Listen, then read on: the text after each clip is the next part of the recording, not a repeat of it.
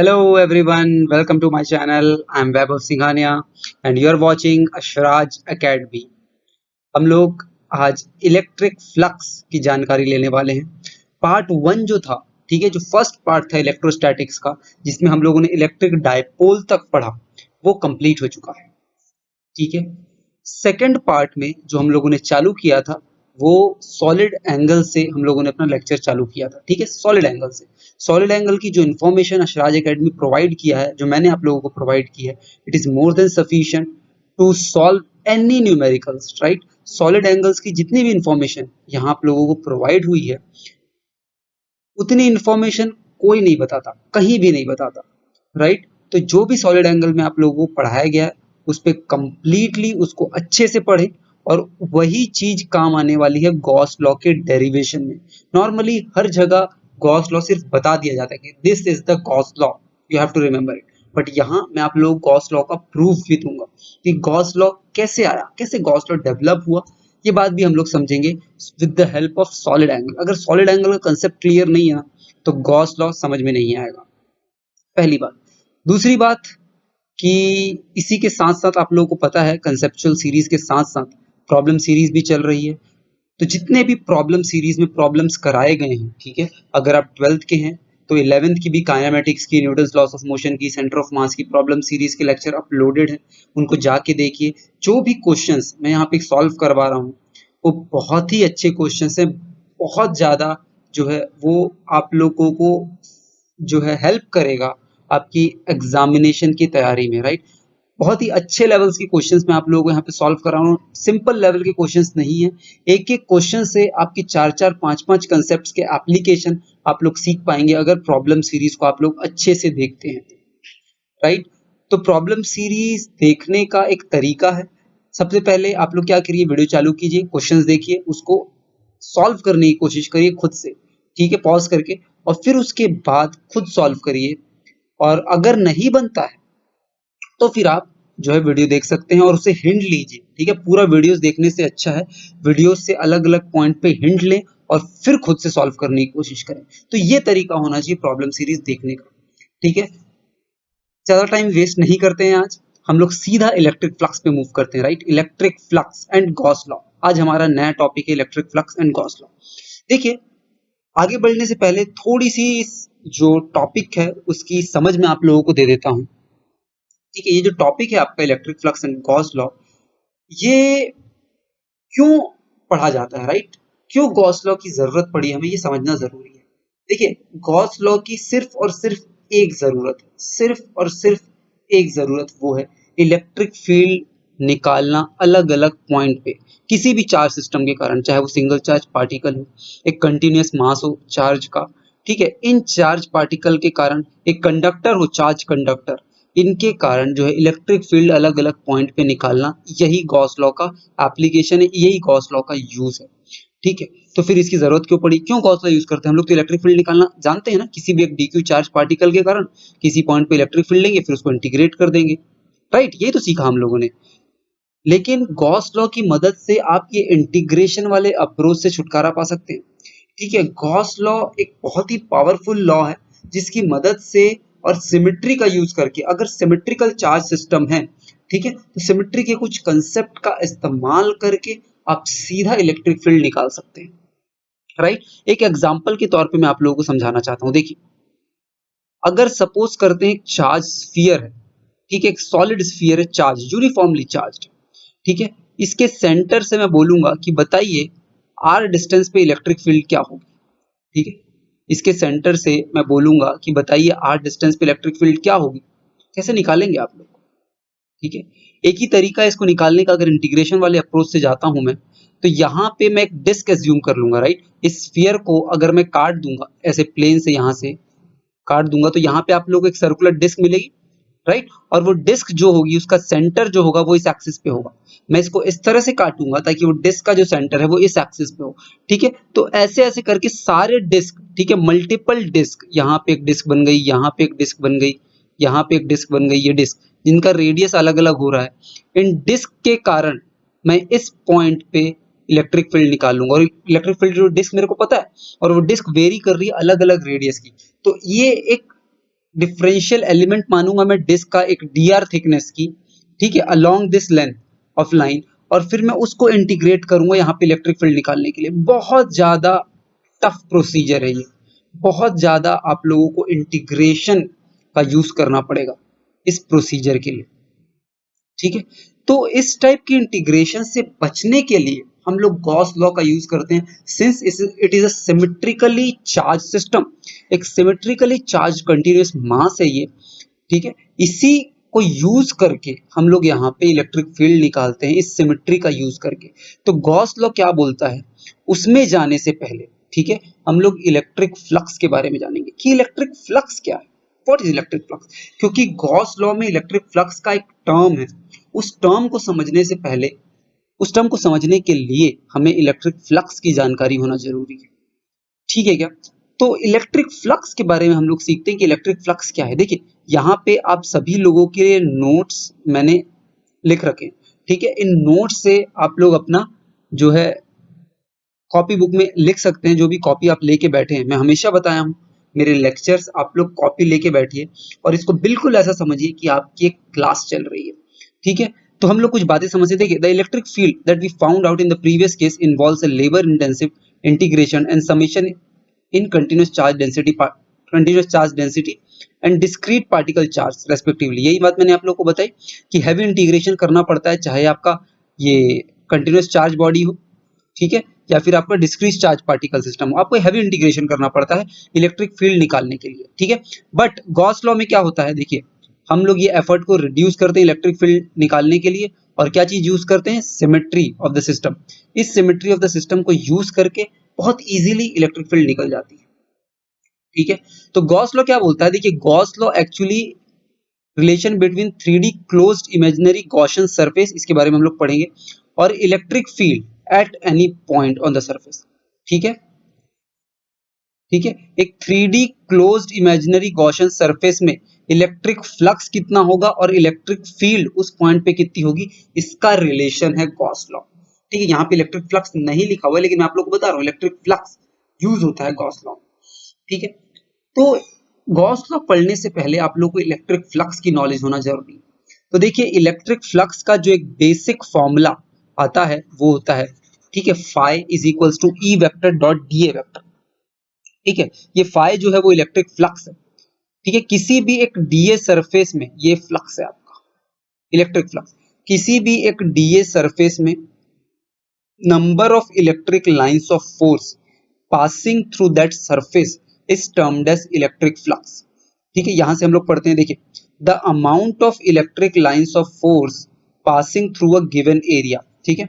हम लोग को फ्लक्स कैलकुलेट करने के लिए एक गिवन एरिया होना चाहिए कि इस एरिया से फ्लक्स कितना है, और फ्लक्स क्या होता है, कितनी इलेक्ट्रिक लाइंस ऑफ फोर्स किसी एक गिवन एरिया से पास कर रही है, ठीक है, कितनी, the amount of electric lines of force passing through a given area, right, that is electric flux. तो इसको ऐसे समझ सकते हैं कि टोटल नंबर ऑफ काउंट कर लीजिए आप इलेक्ट्रिक लाइंस ऑफ फोर्स किसी एक गिवन एरिया से।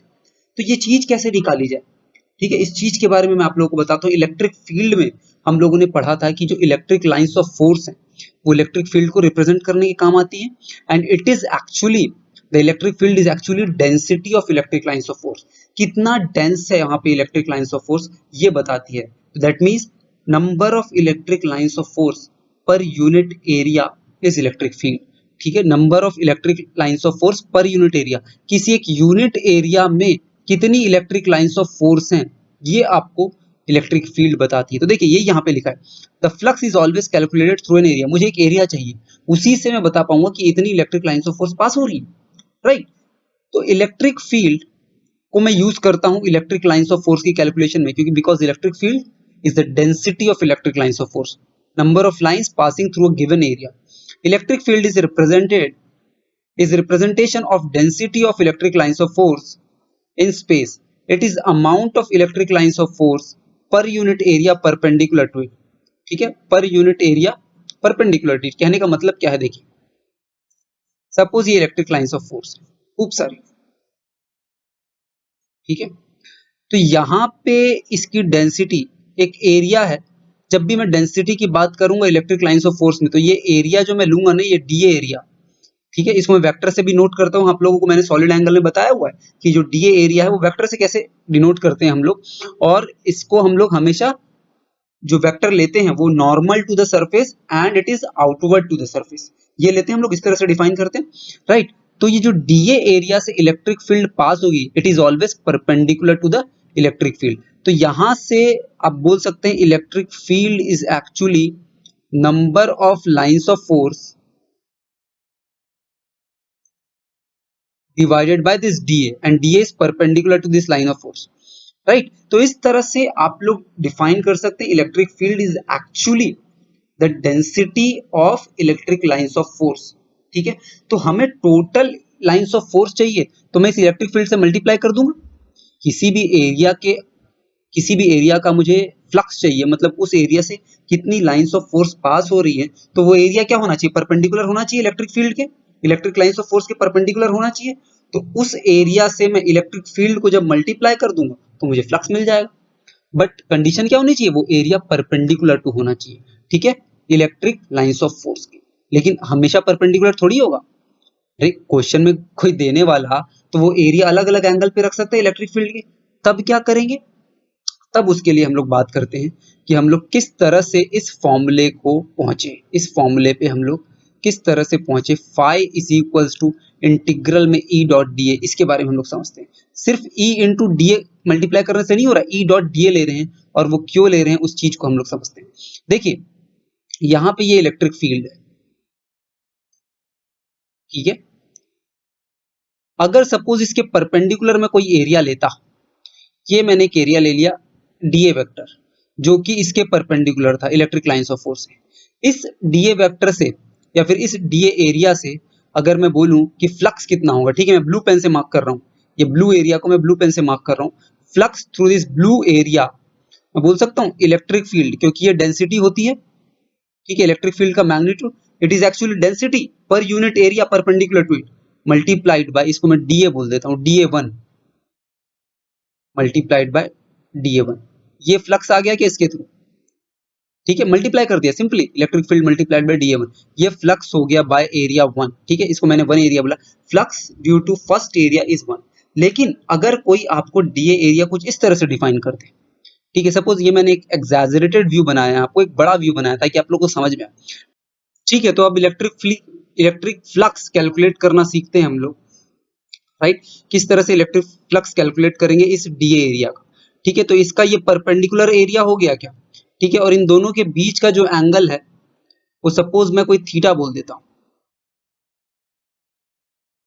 ये वाला जो एंगल है उसको मैं थीटा बोल देता हूं, ठीक है। तो ये एरिया अगर ए है, ठीक है, ये वाला एरिया अगर ए है, तो ये एरिया कितना हो जाएगा, देखिए ये लाइन इस लाइन के परपेंडिकुलर है क्या, अगर इसको मैं ओ बोलूं, इसको ए बोलूं, इसको बी बोलूं, ठीक है, ओ ए बी ट्रायंगल में देखिए, ठीक है, और इसको मैं सी बोल देता हूँ, ओ सी लेंथ तो कांस्टेंट है, ठीक है। तो मुझे एरिया किसका चाहिए, ओ सी ए, इसको पॉइंट को मैं डी बोल देता हूँ, ये वाला पॉइंट, मुझे एरिया किसका चाहिए, एरिया ऑफ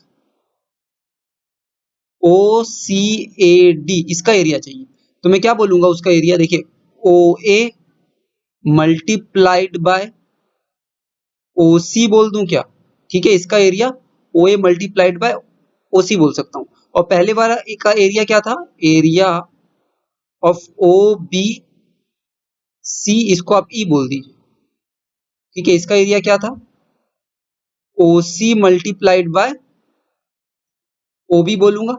देखिए इन दोनों में ओ सी कॉमन है क्या, ठीक है, ये दोनों एरिया में ओ सी कॉमन है, बस ओ ए और ओ बी चेंज हो गया है। ओ ए और ओ बी में फर्क क्या होगा, देखिए ये लाइन परपेंडिकुलर है क्या, क्योंकि मैंने आप लोगों को बोला कि इलेक्ट्रिक फील्ड के इलेक्ट्रिक लाइंस ऑफ फोर्स के परपेंडिकुलर एरिया चाहिए मुझे, तो ये वाला जो एज है ओ ए परपेंडिकुलर हो गया और ओ बी परपेंडिकुलर नहीं था। तो देखिए O A is equals to, इस ट्रायंगल में देखिए, ट्रायंगल ओ ए बी में, ट्रायंगल ओ ए बी में आप देखिए O A is equals to O B cos theta बोल दूं क्या, O A is equals to O B cos theta बोल सकता हूँ, बड़ी आसानी से बोल सकता हूँ, ठीक है, राइट एंगल ट्रायंगल है, ओ बी हाइपोटेन्यूज है, और O A is equals to O B cos theta बोल देता हूँ, तो इसको मैं O B into O C cos theta बोल दिया।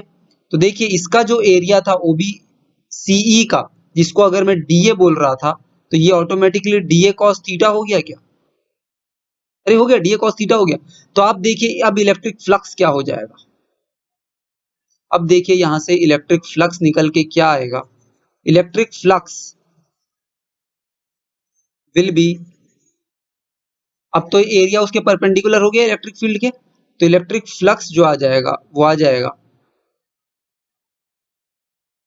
DA cos theta multiplied by electric field का मैग्नीट्यूड, यही आ जाएगा इलेक्ट्रिक फ्लक्स। ठीक है, तो इसी चीज को मैं ये भी तो लिख सकता हूँ, इंटीग्रल तो मैं बाद में लगाऊंगा जब सारे फ्लक्स को कैलकुलेट करूंगा। इसी चीज को मैं तो ये भी लिख सकता हूँ ई vector dot DA vector. And DA vector क्या है, डीए वेक्टर मैंने आप लोग को पिछले लेक्चर में बताया, it is normal to area, normal to any area, जिस भी एरिया में निकालते हैं, एंड इट इज आउटवर्ड। दो पॉइंट बताया था मैंने डीए वेक्टर जो हम लोग लिखते हैं।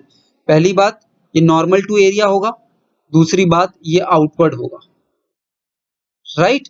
तो देखिए ये कैसे हो जाएगा मैं बताता हूं आप लोग, क्योंकि cos थीटा तो मैंने यहाँ पे ये एंगल लिया, तो E डॉट डीए में जो cos थीटा आएगा, ठीक है, it is modulus of E multiplied by modulus of DA multiplied by angle between electric field, ठीक है, modulus of E multiplied by modulus of DA multiplied by angle between electric field and is DA vector cos theta आएगा क्या।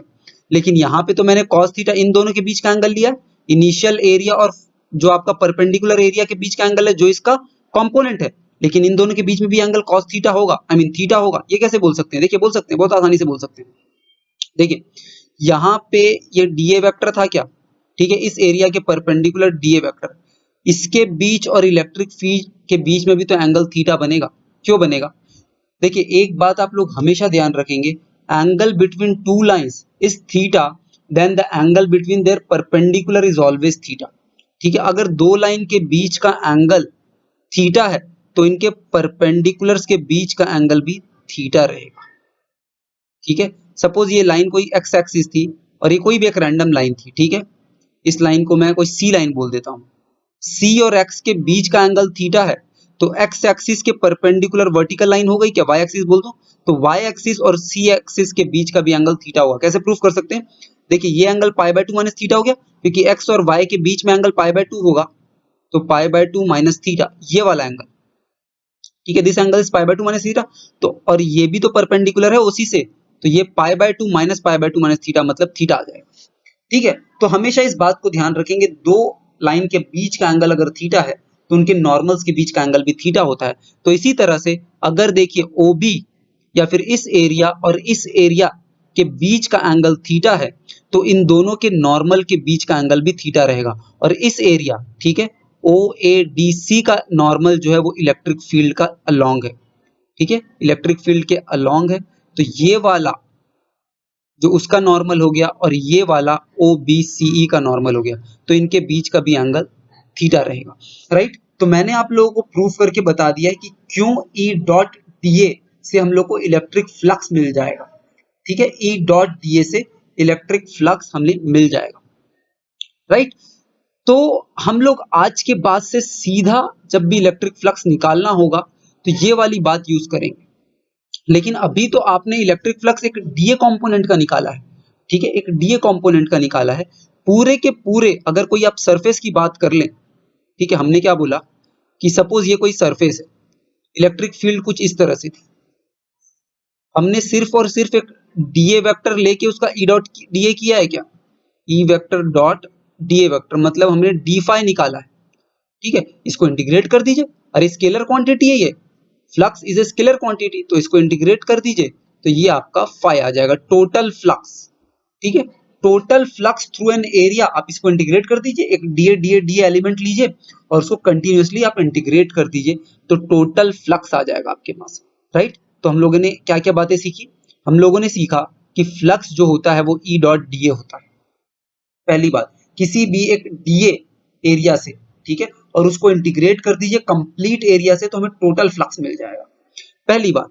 ठीक है, इसमें हम लोगों ने एरिया एज अ वेक्टर भी सीखा कि it is always perpendicularly outward to that area, ठीक है, ये भी सीखा हम लोगों ने। और तीसरी बात, that flux is a scalar quantity, ये भी सीखा हम लोगों ने, फ्लक्स एक स्केलर क्वांटिटी है, ये भी सीखा।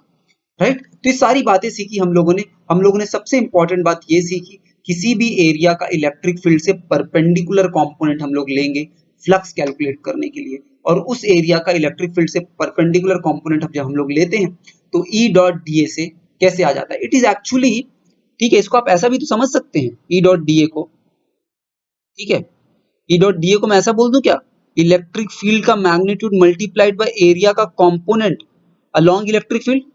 अरे एरिया का कंपोनेंट अलोंग इलेक्ट्रिक फील्ड, तो ये जो एरिया था, ठीक है, इस डीए वेक्टर का एरिया अलोंग इलेक्ट्रिक फील्ड अगर आप कंपोनेंट करेंगे तो डीए कॉस थीटा ही तो होगा, ठीक है। और ये एक नया नॉर्मल वेक्टर आएगा इस डीए वेक्टर का, और वो जो एरिया होगा जिसका ये नॉर्मल वेक्टर होगा वो ऑटोमेटिकली इलेक्ट्रिक फील्ड के परपेंडिकुलर होगा, क्योंकि उसका normal vector along electric field है। अगर किसी एरिया का normal vector along electric field है तो वो एरिया तो ऑटोमेटिकली परपेंडिकुलर हो गया ना इलेक्ट्रिक फील्ड के, राइट। तो इसको ऐसे भी समझ सकते हैं, ठीक है, that component of along electric field, ठीक है। तो डीए वेक्टर का कंपोनेंट अलोंग इलेक्ट्रिक फील्ड भी ऐसे समझाता है DA cos theta, right. Dot product में हम लोग पढ़ते हैं किसी भी वेक्टर का किसी दूसरे वेक्टर के अलोंग जब हम लोग कंपोनेंट लेते हैं तो क्या करते हैं, उस वेक्टर का magnitude multiplied by cos of angle between them, तो ये तो मैं कर रहा हूं, राइट। तो पूरी बात इलेक्ट्रिक फ्लक्स की हो गई। तो देखिए हम लोगों ने इलेक्ट्रिक फ्लक्स कैलकुलेट करना सीख लिया। अब कांस्टेंट इलेक्ट्रिक फील्ड में एक बहुत इंपॉर्टेंट चीज हो जाती है, ठीक है। अगर इलेक्ट्रिक फील्ड कांस्टेंट रहे, जैसे मैंने आप लोगों को पिछला जो डायग्राम बताया था उसमें भी इलेक्ट्रिक फील्ड कांस्टेंट थी, तो इसको फिर से मैं एक्सप्लेन करता हूं। उसमें तो ये मैंने पूरा एरिया को डीए बोल दिया था, अब यहाँ पे मैं इसको एक बड़ा एरिया बोलता हूँ, ठीक है। It is an area A, ठीक है, जिसका नॉर्मल रेडियली आउटवर्ड यहाँ पे बनेगा परपेंडिकुलरली आउटवर्ड इससे, ठीक है। अब मैं क्या बोलता हूँ कि मुझे इस पे इलेक्ट्रिक फ्लक्स निकालना है, ठीक है। तो मैं एक डीए वेक्टर ले लेता हूँ, उसको इंटीग्रेट कर दूंगा, इसके अलोंग मैंने एक डीए वेक्टर ले लिया, ठीक है। और इसका जो नॉर्मल बनेगा वो रेडियली आउटवर्ड बनेगा, आई मीन परपेंडिकुलरली आउटवर्ड इसके, इस एरिया से ये परपेंडिकुलर होगा, ठीक है। इस नॉर्मल का जो इलेक्ट्रिक फील्ड से एंगल है वो मैं थीटा बोल देता हूँ, और इसी नॉर्मल का मुझे अलोंग इलेक्ट्रिक फील्ड कंपोनेंट चाहिए। मैंने ऊपर बताया था ई वेक्टर डॉट डीए वेक्टर को जब मैं रीड करता हूँ, ई वेक्टर का मैग्नीट्यूड डीए कॉस थीटा, तो इस चीज को मैं बोलता हूँ component of DA vector along electric field, ठीक है। और ये नॉर्मल आता है, तो इसका कंपोनेंट जब मैं अलोंग इलेक्ट्रिक फील्ड लूंगा ऐसा, तो ये एक नॉर्मल वेक्टर आएगा, और ये जिसके नॉर्मल होगा, ठीक है, वो ऑटोमेटिकली आपका इलेक्ट्रिक फील्ड के परपेंडिकुलर हो जाएगा, क्योंकि उसका नॉर्मल अलोंग इलेक्ट्रिक फील्ड है। अरे उस एरिया का नॉर्मल अलोंग इलेक्ट्रिक फील्ड है, तो ऑटोमेटिकली वो एरिया जो है वो परपेंडिकुलर टू इलेक्ट्रिक फील्ड हो गया ना, नॉर्मल टू इलेक्ट्रिक फील्ड हो गया, ठीक है। तो मैं इसी को अगर मैं डीए वेक्टर बोलूं और इसका कंपोनेंट यहाँ पे डीए कॉस थीटा लूं, इस डी फाई को, तो मैं ऐसे लिखता हूं, देखिए D phi is equals to, E vector constant है, डायरेक्शन भी कांस्टेंट है, ई वेक्टर का magnitude into DA cos theta, ठीक है। अब आप देखिए ये जो डीए कॉस थीटा है यहां से जो बन के आया है ये तो कांस्टेंट रहेगा, एक अगर इस टाइप का फ्लैट सरफेस होगा तो डीए कॉस थीटा कांस्टेंट रहेगा। अब टोटल फ्लक्स के लिए मैं इसको इंटीग्रेट कर देता हूं, ठीक है। अब आप देखिए ये इलेक्ट्रिक फील्ड तो कांस्टेंट है, बाहर आ गई, इलेक्ट्रिक फील्ड बाहर आ गई, मतलब integral of DA cos theta हो गया। अब ये देखिए ये सारे छोटे छोटे एरिया का प्रोजेक्शन, इस छोटे छोटे एरिया का प्रोजेक्शन जो है परपेंडिकुलर टू इलेक्ट्रिक फील्ड बन रहा है कि नहीं। ये छोटे छोटे एरिया का प्रोजेक्शन, जैसे इसका projection perpendicular to electric field ऐसे बना होगा कुछ, ये वाला प्रोजेक्शन बना होगा, ठीक है। तो इसके थ्रू इलेक्ट्रिक फील्ड जो जा रही होगी वो हम लोग यहाँ पे कैलकुलेट कर रहे हैं, राइट। अगर आप लोगों को डायग्राम समझना है तो अच्छे से बना देते हैं। देखिए ये आपका अलोंग इस प्लेन है, इस प्लेन में डीए वेक्टर है, ठीक है। इसका जो प्रोजेक्शन बना होगा वो ये बना होगा क्या, ये प्रोजेक्शन बना होगा डीए कॉस थीटा, ठीक है।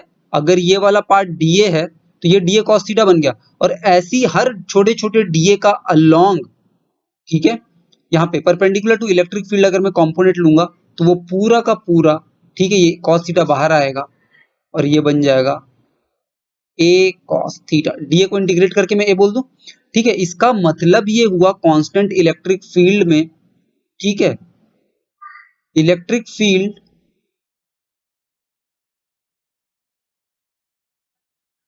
Multiplied by projected area. इस एरिया को मैंने प्रोजेक्ट कर दिया है परपेंडिकुलर टू इलेक्ट्रिक फील्ड। ठीक है, इस पूरा एरिया को प्रोजेक्ट कर दिया परपेंडिकुलर टू इलेक्ट्रिक फील्ड।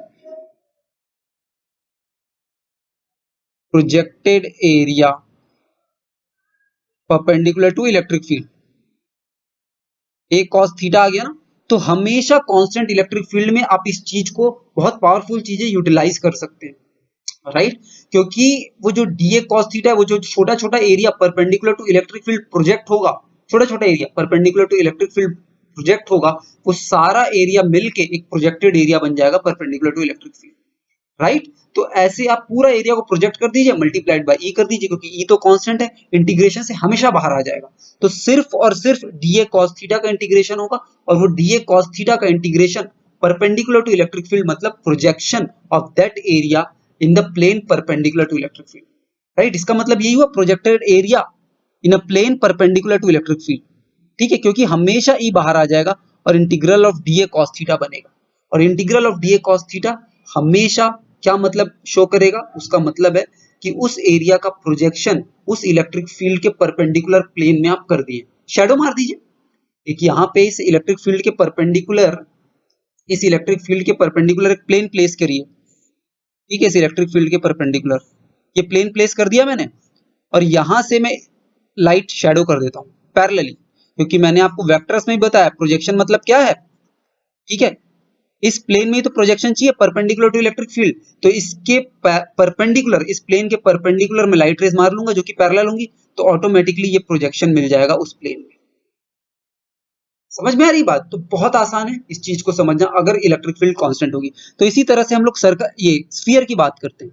ठीक है, अगर ये एक हेमिस्फीयर है और इसके थ्रू हम लोगों ने पूछ लिया कि बताइए इलेक्ट्रिक फील्ड क्या होगी, और इलेक्ट्रिक फील्ड कांस्टेंट है, again it is an example of constant electric field, तो मैं क्या बोलूंगा, फिर से वही बन जाएगा क्या, देखिए D phi is equals to E vector D A cos theta बन जाएगा। इस चीज को जब मैं इंटीग्रेट करूंगा, ये मैग्नीट्यूड आएगा, तो ई मैग्नीट्यूड बाहर आ जाएगा क्योंकि कांस्टेंट है, तो integral of D A cos theta, मतलब इसका जो सरफेस है, ठीक है, इसका जो पूरा सरफेस है एक स्फेरिकल सरफेस होगा। ठीक है, एक स्फेरिकल सरफेस होगा, उसका प्रोजेक्शन मुझे इस प्लेन में कर देना है जो कि परपेंडिकुलर टू इलेक्ट्रिक फील्ड है। ठीक है, इस सरफेस का प्रोजेक्शन आप कर दीजिए एक प्लेन में जो कि परपेंडिकुलर टू इलेक्ट्रिक फील्ड है, इसका मतलब वो तो सर्कल ही आएगा। अरे टॉर्च मार के देख लीजिएगा, एक हेमिस्फीयर रख के यहां से टॉर्च मारिए और वो एक सर्कल बन जाएगा। ठीक है, तो इसको फिजिकली समझ सकते हैं, मैथमेटिकली समझना है कैसे समझ लीजिए। ठीक है, एक डीए वेक्टर ले लीजिए यहां से, ये डीए वेक्टर ले लिया हम लोगों ने। ठीक है, डीए कॉस थीटा का इंटीग्रल हो रहा है क्या, और जो डीए कॉस थीटा बनेगा ये परपेंडिकुलर टू इलेक्ट्रिक फील्ड बनेगा, मतलब ये वाला एरिया बनेगा, ये वाला एरिया। ठीक है, इस टाइप के एरिया का समेशन, मतलब इस प्लेन में हो रहा है क्या, इसी प्लेन में तो ये एरिया निकल रहा है, तो इस टाइप की जो सारे सरफेस एरिया का इसी प्लेन में एरिया आएगा, और वो सारा का समेशन एक सर्कल देगा यहां से आपको। ठीक है, तो इस चीज को विजुलाइज करने का बहुत अच्छा तरीका है, इलेक्ट्रिक फील्ड के परपेंडिकुलर एक प्लेन प्लेस करिए और टॉर्च मार दीजिए, आपको पता चलेगा उसका जो प्रोजेक्शन है, ठीक है, वो एक सर्कल बन के आएगा। तो सीधा electric field multiplied by area of circle कर दीजिए, आपको आंसर आ जाएगा। बहुत ईजी है। इसी तरह से अगर यहाँ पे कोई कोन प्लेस कर देता, तो आप लोग को पता है क्या होता। ठीक है, half part of cone place करता है, ये हाफ क्यों बोल रहा हूं मैं आप लोग को अभी बताऊंगा। ठीक है, इस तरह से कोई कोन प्लेस कर देता है यहाँ पे, हाफ कोन। ठीक है, और ये आपका परपेंडिकुलर प्लेन बना दिया मैंने इलेक्ट्रिक फील्ड के, ये इलेक्ट्रिक फील्ड है कांस्टेंट।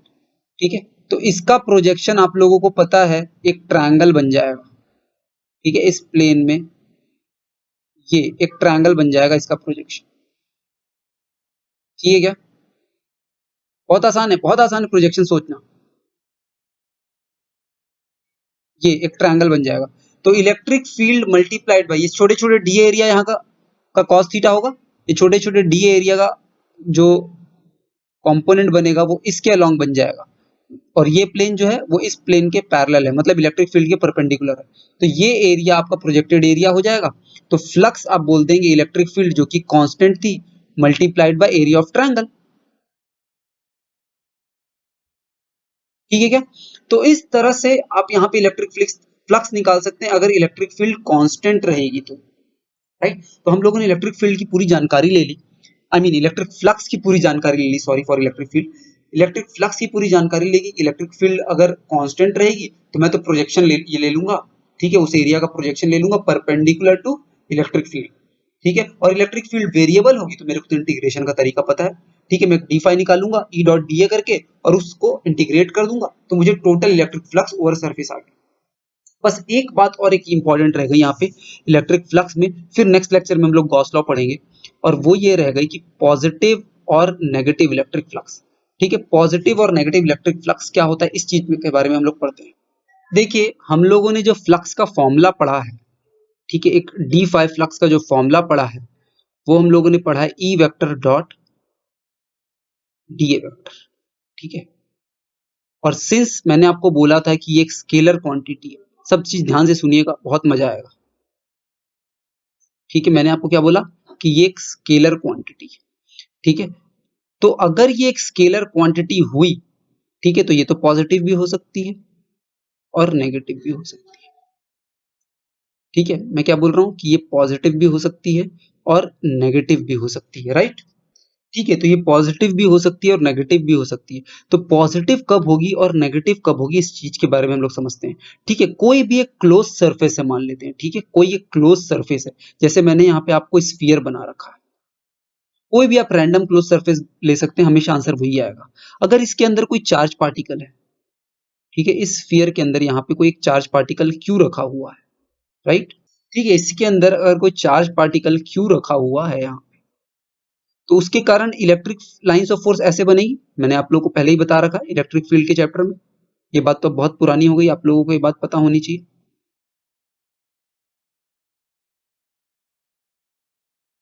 ये इलेक्ट्रिक लाइंस ऑफ फोर्स बन गई। अब जब मैं यहाँ पे इसके सरफेस में एक डीए वेक्टर कंसिडर करूंगा, ठीक है, जो इलेक्ट्रिक लाइंस ऑफ फोर्स बाहर जा रही है उस पे मैं एक डीए वेक्टर कंसिडर करूंगा, और मैंने आप लोगों को बताया हुआ है कि area vector is always assume to be radially outward, ठीक है, या फिर परपेंडिकुलरली आउटवर्ड समझ लीजिए। तो यहां से आप देखिए इन दोनों के बीच का ये जो एंगल है वो थीटा बना क्या, ठीक है। ई डॉट डी ए में D A vector is perpendicularly outward to the D A surface and E vector, तो यहाँ पे आप देखिए जो ई वेक्टर जो जा रही है इनके बीच में एंगल थीटा बना क्या, मतलब इसकी वैल्यू आएगी modulus of E D A का मैग्नीट्यूड कॉस थीटा क्या, और ये थीटा अगर लेस देन 90 डिग्री बन रहा है मतलब जो ये फ्लक्स आएगा, ठीक है, डी फाइव वो ग्रेटर देन जीरो होगा, फर्स्ट केस। अगर थीटा लेस देन 90 डिग्री बन रहा है तो फ्लक्स जो है वो ग्रेटर देन जीरो होगा, मतलब इस क्यू चार्ज के कारण देखिए कोई भी आप डीए रख लीजिए, कोई भी आप डीए, ठीक है, सपोज ये डीए ऐसा बनेगा, यहाँ पे जो ये डीए होगा उसका डीए ऐसा बनेगा, ये एंगल हमेशा हमेशा यहाँ पे जो डीए बनेगा उसका डीए ऐसा बनेगा, यहाँ पे जो डीए बनेगा वो डीए ऐसा बनेगा, ये सारे के सारे एंगल हमेशा एक्यूट रहेंगे, यहाँ से जो डीए बनेगा वो ऐसा बनेगा, राइट। पर इस चीज के बारे में सोचते हैं कि अगर अंदर आप कोई भी चार्ज प्लेस कर दीजिए, ठीक है, उसके कारण जो फ्लक्स आएगा वो हमेशा पॉजिटिव होगा, क्योंकि कॉस थीटा की वैल्यू पॉजिटिव होगी, थीटा एक्यूट होगा। अगर यहाँ पे इस क्यू चार्ज को जो अंदर रखा है उसकी जगह में एक ब्लू चार्ज लेता हूं और उसको बाहर रख देता हूं, अब आप देखिए इस पे इलेक्ट्रिक लाइंस ऑफ फोर्स ऐसे बनेगी, ठीक है, इस सरफेस पे इलेक्ट्रिक लाइंस ऑफ फोर्स ऐसे बनेगी। अब इस सरफेस पे देखता हूं मैं, इलेक्ट्रिक फील्ड अंदर हो गई क्या, लेकिन डीए तो हमेशा रेडियली आउटवर्ड डिफाइंड है, और ये डीए डिफाइंड होगा, ये डीए वेक्टर और ये इलेक्ट्रिक फील्ड वेक्टर। अब आप देखिए इन दोनों के बीच का एंगल थीटा ये बना क्या, कोई भी आप ले लीजिए, यहाँ पे आप ले लीजिए, ठीक है, इलेक्ट्रिक फील्ड का एंगल ये और ये डीए वेक्टर का एंगल ये, फिर से ये थीटा ग्रेटर देन 90 डिग्री होगा। तो इस केस में सारे के सारे केस में, ठीक है, सारे के सारे केस में, ये ब्लू केस बोलता हूं मैं, ठीक है, थीटा हमेशा 90 डिग्री से बड़ा बनेगा जब चार्ज आउटसाइड प्लेस होगा तो, और डी फाइव इस केस में हमेशा लेस देन जीरो होगा, मतलब फ्लक्स नेगेटिव होगा। तो ये बात आप लोगों को समझना बहुत जरूरी है कि कब फ्लक्स पॉजिटिव होता है, कब फ्लक्स नेगेटिव होता है। तो ये एक जनरल रूल है, समझ लीजिए आप। जब भी कोई चार्ज पार्टिकल मतलब किसी सरफेस पे, क्लोज सरफेस पे, ठीक है, क्लोज सरफेस पे अगर कोई बाहर से इलेक्ट्रिक फील्ड आ रही होगी अंदर की ओर, ठीक है, कोई भी रैंडम सरफेस आप ले सकते हैं, कोई भी रैंडम सरफेस, अगर उसे बाहर से अंदर की ओर इलेक्ट्रिक फील्ड आ रही होगी तो उसका फ्लक्स नेगेटिव होगा, मतलब इनवर्ड पियर्सिंग इलेक्ट्रिक फील्ड का फ्लक्स नेगेटिव होगा। तो यहां पे आप लिख सकते हैं इनवर्ड पियर्सिंग, अंदर जा रही होगी सरफेस के, क्योंकि आपका पता है जो डीए वेक्टर बनता है वो परपेंडिकुलरली आउटवर्ड बनता है और इलेक्ट्रिक फील्ड अंदर जा रही है तो एंगल हमेशा ऑब्ट्यूज बनेगा। इनवर्ड पियर्सिंग, ये क्या इनवर्ड पियर्सिंग इलेक्ट्रिक फील्ड, ठीक है। और अगर आउटवर्ड पियर्सिंग इलेक्ट्रिक फील्ड होगी, अंदर से बाहर जा रही होगी, इनवर्ड मतलब बाहर से अंदर, आउटवर्ड मतलब अंदर से बाहर जा रही होगी, तो बाहर जा रही है कि इलेक्ट्रिक फील्ड और डी वेक्टर भी बाहर ही बनता है, तो एंगल हमेशा एक्यूट बनेगा और उस केस में फ्लक्स पॉजिटिव होगा, राइट। आउटवर्ड, ठीक है क्या। तो ये बात आप लोगों को समझनी बहुत जरूरी थी कि जब इलेक्ट्रिक फील्ड अंदर से बाहर जा रही होगी तो कॉस थीटा पॉजिटिव होगा क्योंकि थीटा एक्यूट होगा, और अगर बाहर से अंदर आ रही होगी किसी क्लोज सरफेस में तो थीटा हमेशा ऑब्ट्यूज होगा, राइट।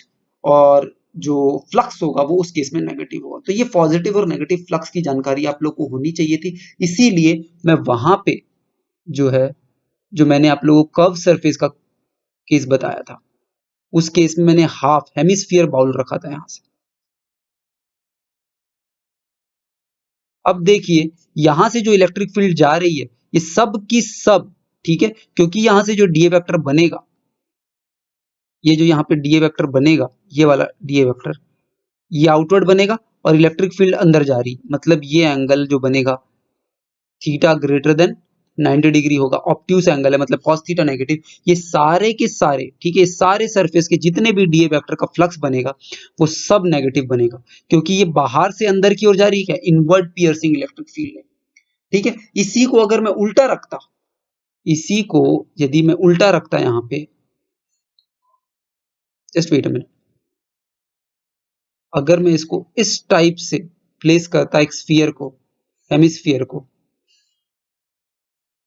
ठीक है, और इस टाइप से अगर इलेक्ट्रिक फील्ड होती, ठीक है, तो इस डीए वेक्टर पे क्या होता, देखिए इलेक्ट्रिक फील्ड की डायरेक्शन ये और डीए वेक्टर की डायरेक्शन ये, इस डीए वेक्टर पे डीए वेक्टर की डायरेक्शन है, इलेक्ट्रिक फील्ड की डायरेक्शन है, इस डीए वेक्टर पे डीए वेक्टर की डायरेक्शन है, इलेक्ट्रिक फील्ड की डायरेक्शन है।